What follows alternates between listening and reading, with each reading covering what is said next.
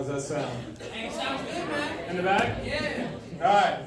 All right, let's open up with a quick word of prayer real quick.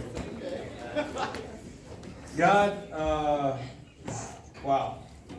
I'm just so grateful to be able to be here tonight, be able to talk to all my friends, talk to people I haven't met before, God, but God, we just don't deserve to be in your presence. God, I just pray that the words that I'm about to say can come out clearly, God. I pray that they can be your words, God. I pray that if there are any words that you don't want me to say, that I just won't say them. And God, I think there's going to be some hard things that are going to be said tonight, and I just pray that your will is done. And all this being said, I pray this in your name. Amen. Amen. So tonight, you like these new slides? This is Cody. This is Cody's doing, by the way. Let's go, Cody. Let's go, Cody. If you haven't noticed, like, they're a lot more plain when I do it, so this is all Cody.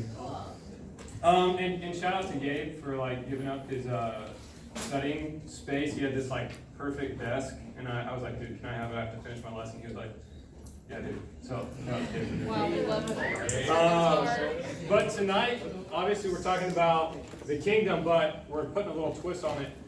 It's the upside down kingdom. So the kingdom of God, if you really look at it, is upside down to when you compare it to this world. So we're told that we have to build up our kingdom for ourselves on earth. We're told that we have to get it while we can here on earth. But Jesus says the exact opposite. Jesus is like, the more you build up your kingdom on earth, the more you're going to forfeit your kingdom in heaven. Yeah.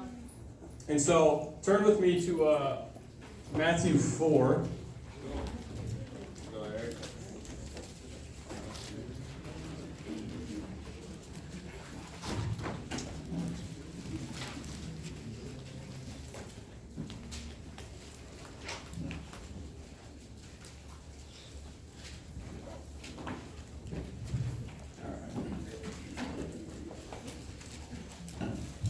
All right, so Matthew 4:17 says, "From that time on, Jesus began to preach, 'Repent, for the kingdom of heaven has come near.'" So this is the first thing Jesus is saying on his mission. He's saying the kingdom of heaven has come near. This is the first time ever that the kingdom of heaven has come to earth. It hasn't quite come yet. People can debate on when it actually came, but we know that it came very soon to when he started talking here, probably just a couple of years. And so Jesus brought the kingdom of heaven to earth. He was the chosen king that the Jews were waiting for, but he wasn't even recognized by the Jews. His kingdom is nothing like what we see on this earth. So let's look at what a kingdom of this earth looks like. So, I was trying to think of all Lord of the Rings references. I don't really know any, so I don't have any, so I'm sorry. All right, so kingdom. They're going to have strong armies. They're going to have huge walls. And if you're not killing your enemies, you're going to get killed by your enemies. So you got to kill your enemies. Never show any weakness. Hundreds of servants. And there's, rarely justice. Yeah. And so if we compare this to Jesus' kingdom, it's pretty much the exact opposite.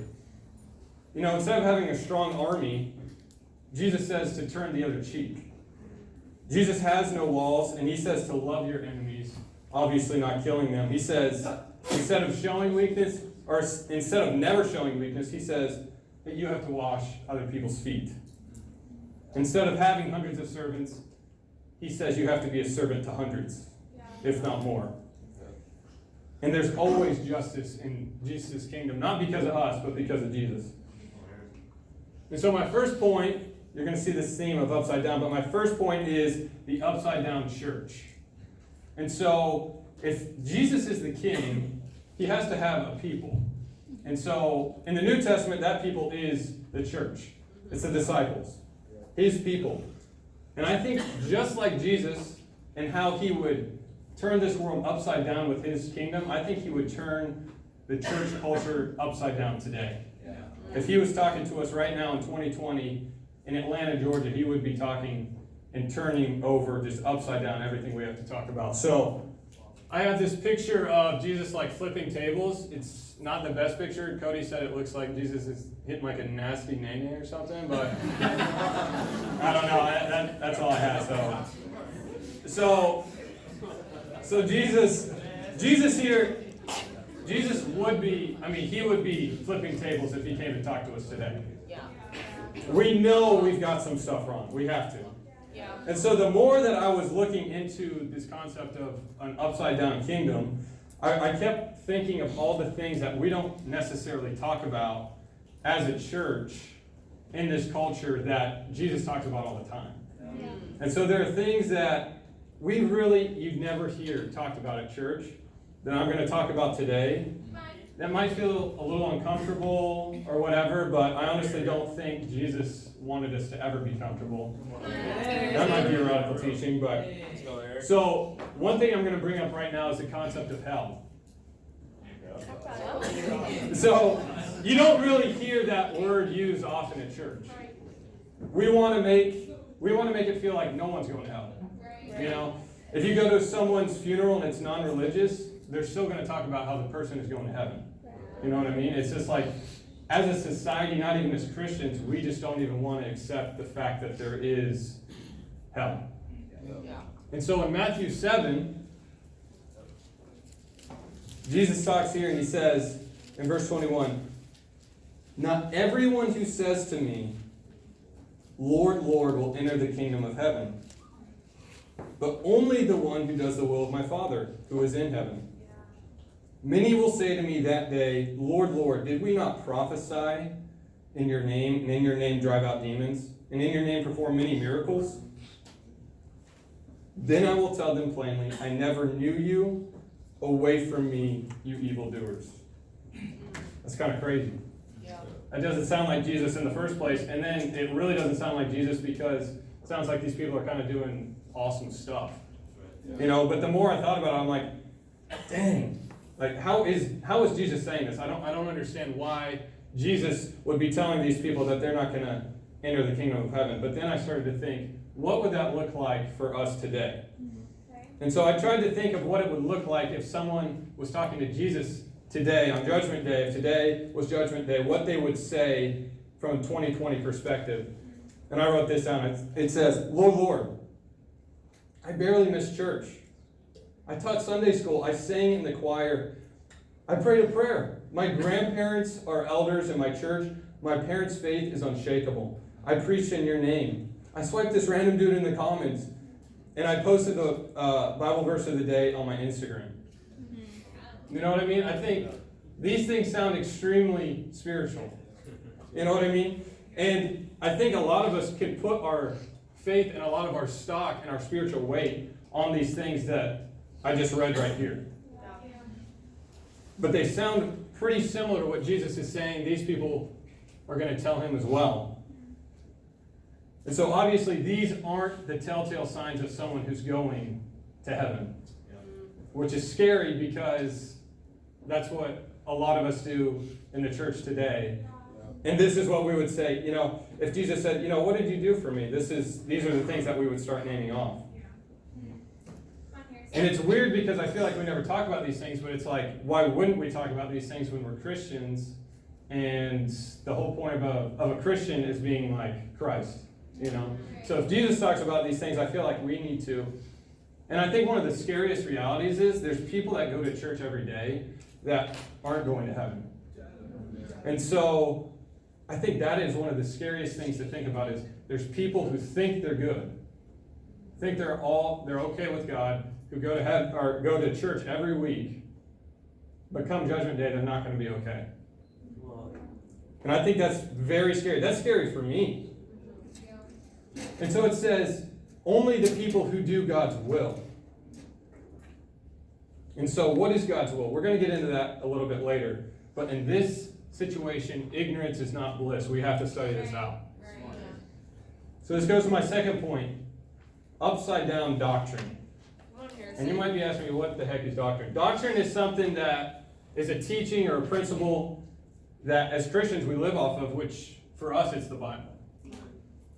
And so let's go to 2 Timothy. Come on, Harrison. Good stuff. 4, verse 3.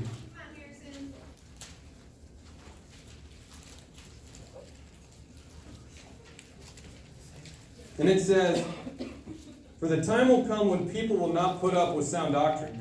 Sound doctrine being true doctrine. People won't put up with it.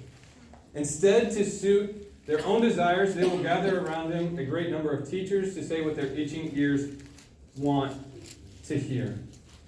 They will turn their ears away from the truth and turn aside to myths." So before we get into this right here, I want to tell a quick story about me and an experience that I had with the Boy Scouts. Okay. Do we have any Eagle Scouts in here? Oh, okay. We got 3 Boy Scouts. Congratulations, you were able to do something I didn't even come close to doing. So I joined the Boy Scouts. It's like this resume booster, whatever. Like, my parents are really pushing it. I'm like, okay, I want to do this. One of my best friends was in the group. And the more I was in it, the more I'm like, oh my gosh, I can't do this. I don't want to be here. I don't want to do this stuff. And I mean, you go into the Boy Scouts when you're 11 years old. And so we went on this week-long trip. I don't even remember where it was, but out in the woods, hours away from my parents. I don't think I'd ever spent more than like a night away from my house. And it's like a week trip in the summer. So I'm terrified. I'm already homesick. I'm homesick on the drive there. And so I think I literally got to the point where I didn't want to be there so bad. I literally contracted strep throat just from not wanting to be there. And so it poured rain for 7 straight days. I mean, like, the heavens opened up for 7 straight days. It was miserable.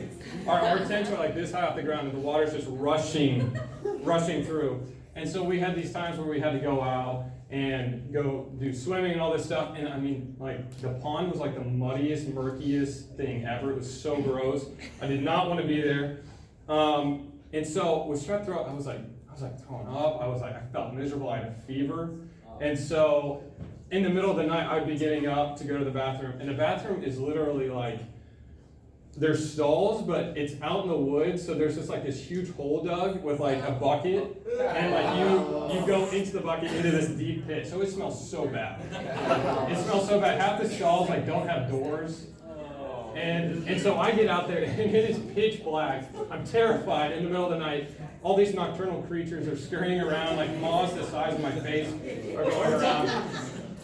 To make things worse, I didn't have a phone, so I had to borrow one of the older guys' phones. And I call my sister hysterically crying. And so I call her, I'm crying. This has never happened to me before, but one of her friends answered the phone.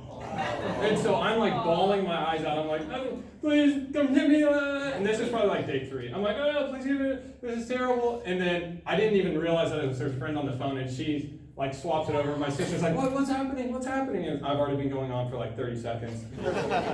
And so I'm just humiliated, and I just keep borrowing this guy's phone, calling my family. I'm like, please come get me. This is agony. And so after 6 grueling days, I got to leave one day early because one of my friends was leaving early as well, so I just rode home with him. It was like the best day of my life. Like, never have I loved going home more.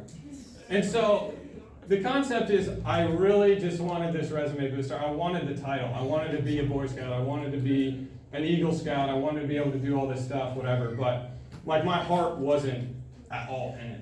Yeah. You know, if I really wanted to be there, I would have probably somehow made it fun, you know, and bonded with the other 100 kids that seemed like they were having a great time.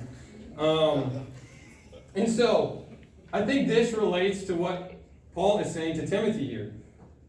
He's saying people aren't going to want to put up with this sound doctrine. I wasn't wanting to put up with what the Boy Scouts were trying to teach me. I wasn't wanting to put up with a week in the woods. I wasn't wanting to put up with being away from my family. And so here is a scary, I think 2 Timothy 4:3-4 is a scary verse because it says a time will come. I think that time is now. Yeah.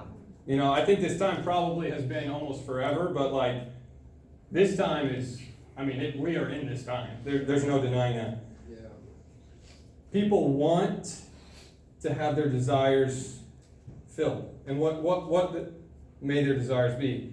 It might be to be comfortable, have their own philosophy entirely, but just claim Jesus so that, like, at least they're a Christian and like people don't look at them weird and like at least they're going to heaven.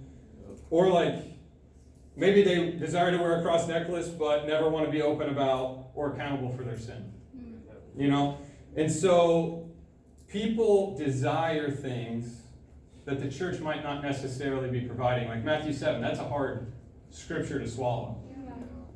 And so, it doesn't say these people go away and just completely forget Christianity. It says, no, they will turn their ears away from the truth, the Bible. They'll turn their ears away from the Bible, turn aside to myths. But the scary thing is, I think people are learning myths from the Bible. And I think some of those myths, especially after you hear Matthew 7, a myth could be, I can do whatever I want and I'll be okay.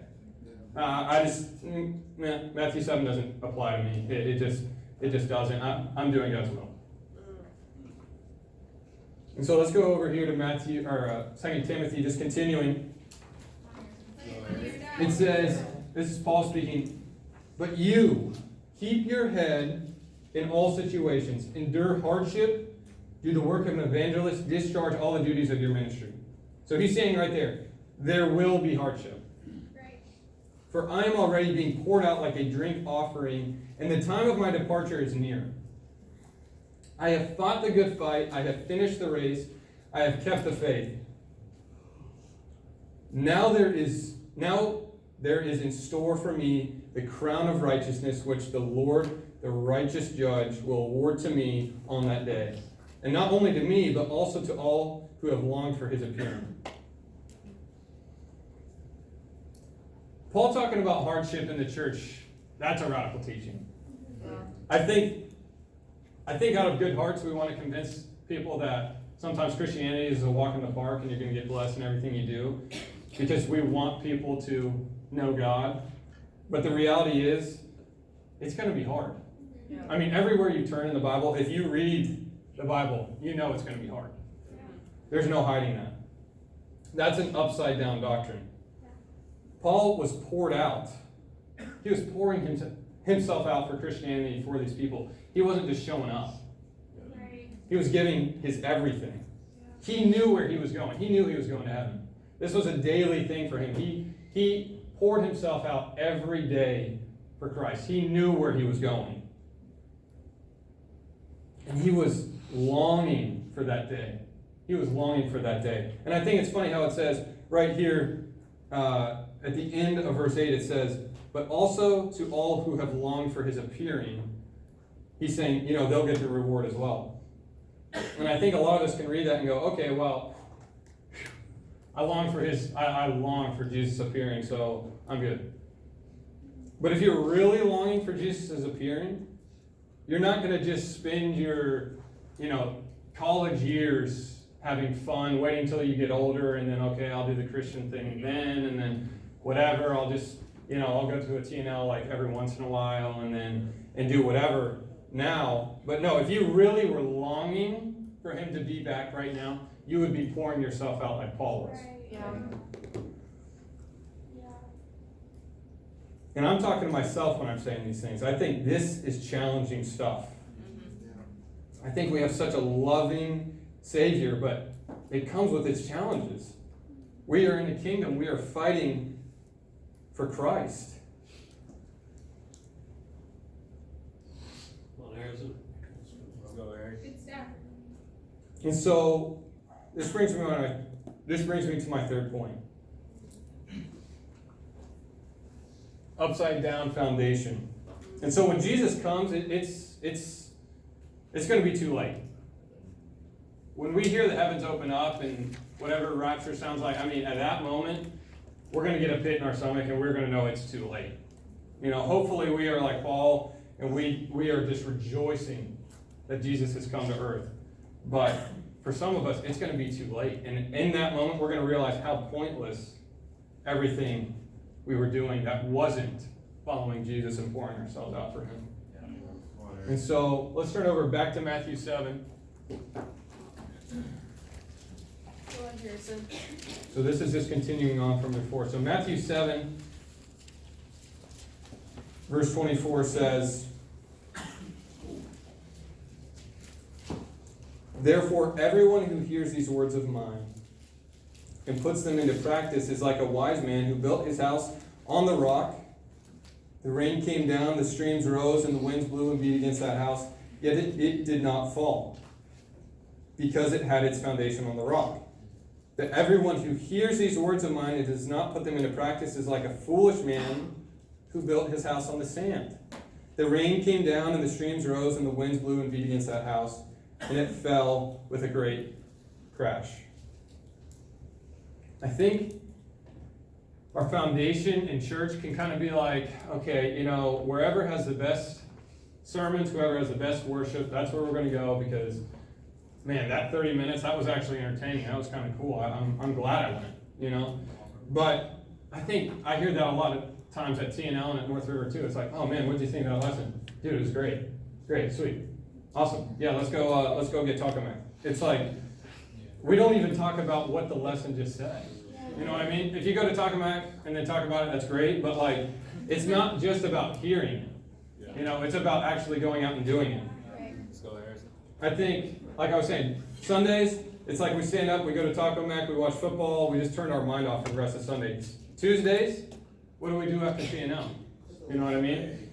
I know I was playing Fortnite or going to the gym, or watching Netflix. I wasn't always doing my due diligence with these lessons. So there's two types of builders, and they had something in common. They both heard the message. And so I think this is really directly speaking to people who are hearing the message, who are going to church. These people are both hearing the message.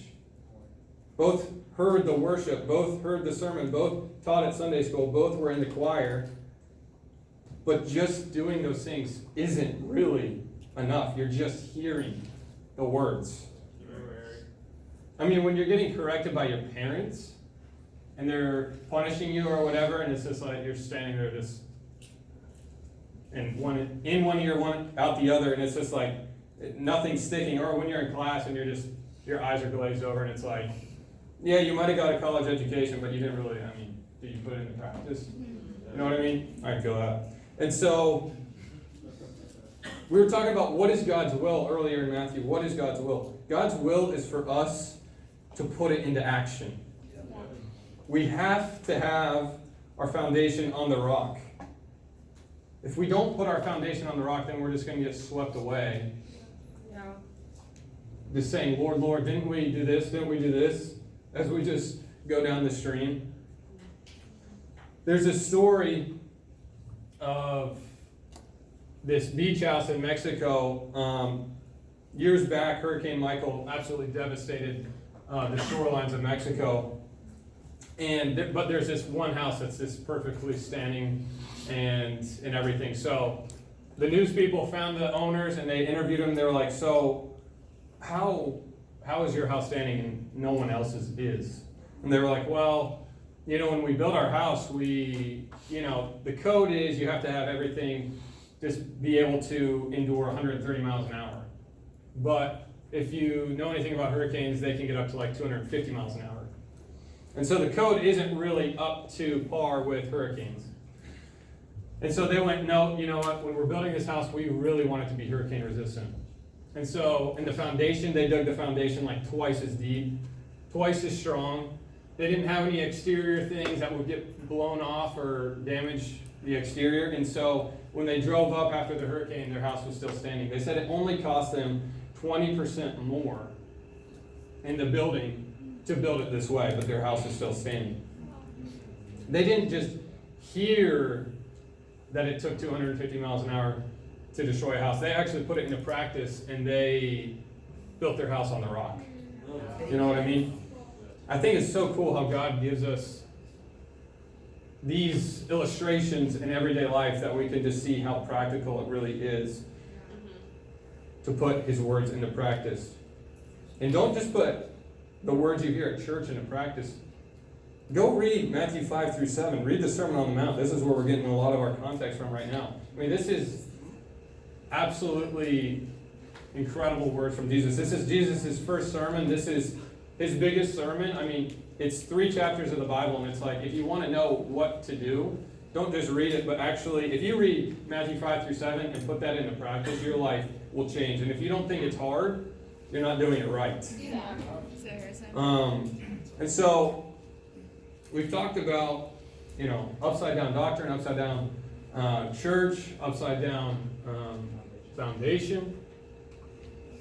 And so, heading into the conclusion, we're going to turn to Ephesians 6:12. Larry. Harry.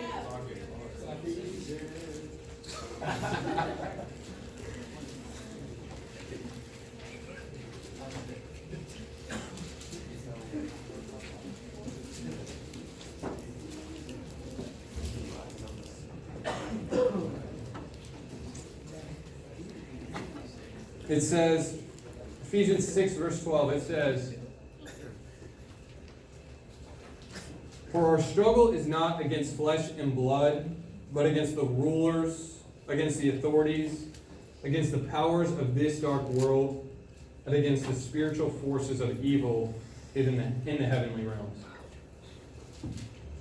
Our enemy is not the person we sit next to in class who's cheating off our paper. Our enemy is not the person we disagree with. Our enemy is not school. Our enemy is not our finances. Our enemy is not our boss, our work, our roommate, or the person who cuts you off in traffic. That's not our enemy. Right. Our enemy is not of this world. Our enemy is Satan. And he isn't scared. The scary thing is he isn't scared of us going to church every week. He isn't scared of us just doing the Christian game because he knows how many of us aren't really going to put it into practice. And so we need to put down the phone, stop looking in the mirror, stop looking at the TV, and look at the heavenly realms. We need to see how serious this enemy of ours really is. And I think Satan does such a good job of pointing the blame at so many other people when it's truly him. Right.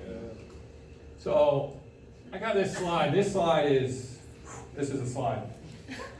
This slide has a lot of powerful people on it, a lot of influential people on it, teams, companies, whatever. I really tried to put up there something for everybody, but if you can't relate, just try. So here are all these powerful people, and I think, honestly, Satan wants us to have us just lose our vision of Jesus entirely. He wants us to blur the lines of who Jesus is. And he would rather he wants us to spend more time in awe of the man trying to go to Mars than the God that created the Milky Way and the galaxies. He wants us to spend more time fighting politically than fighting spiritually. He wants us to spend more time finishing achievements of modern warfare than finishing our spiritual race. He wants us to spend more time Satan wants us to spend more time imitating artists than imitating Jesus.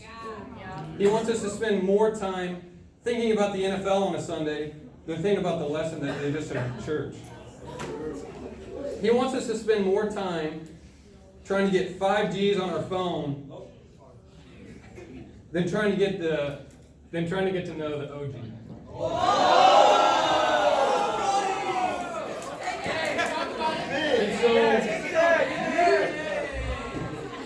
So in closing, sorry, I just had to end it that way because it was pretty serious for the whole thing. We just need to remember, if you took anything away, just remember to take action. With what you hear and with what you read from the Bible, take action. Don't just listen, and together we can turn this world upside down. Thank you.